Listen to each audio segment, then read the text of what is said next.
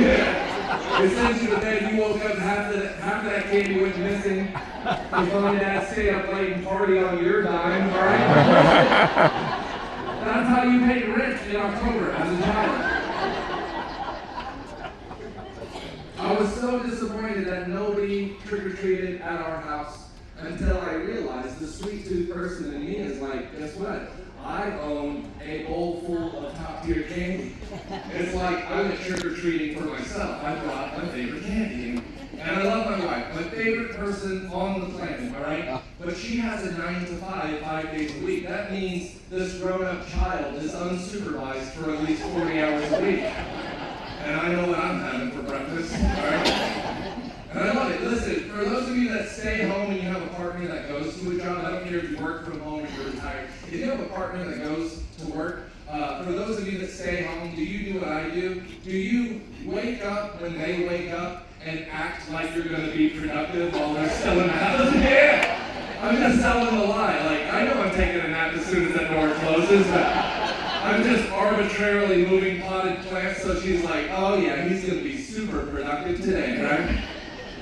And we have the same goodbye, big hug, big kiss, I love you, have a great day. She always says, because she knows me, I love you, have a productive day, and then she hits it.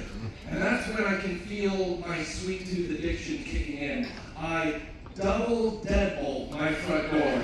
The instant she's off the welcome mat, I locked a lock that she can't access with a key from the outside. I locked this woman out of her own house that she helps me pay for, all right?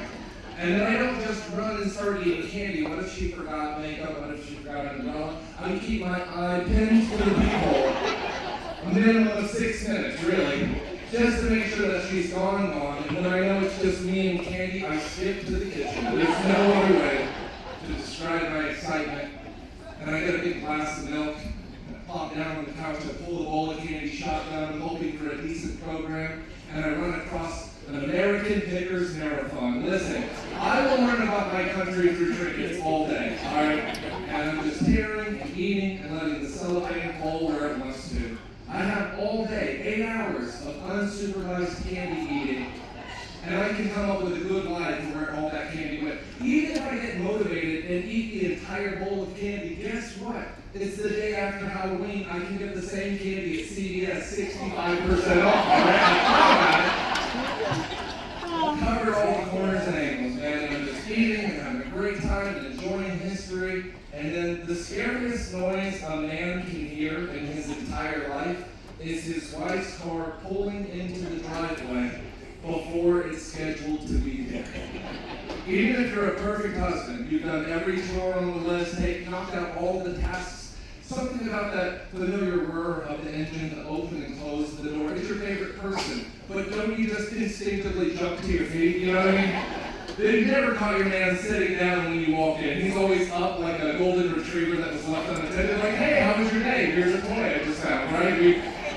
But I have done something wrong, and I can hear her clicking up the walkway, so I'm snatching up all the candy wrappers, stuffing them into my pockets. My pockets are so full of rattly plastic that if I walk too much in front of her, it's going to sound like I'm wearing a diaper, all right? That's what I'm at.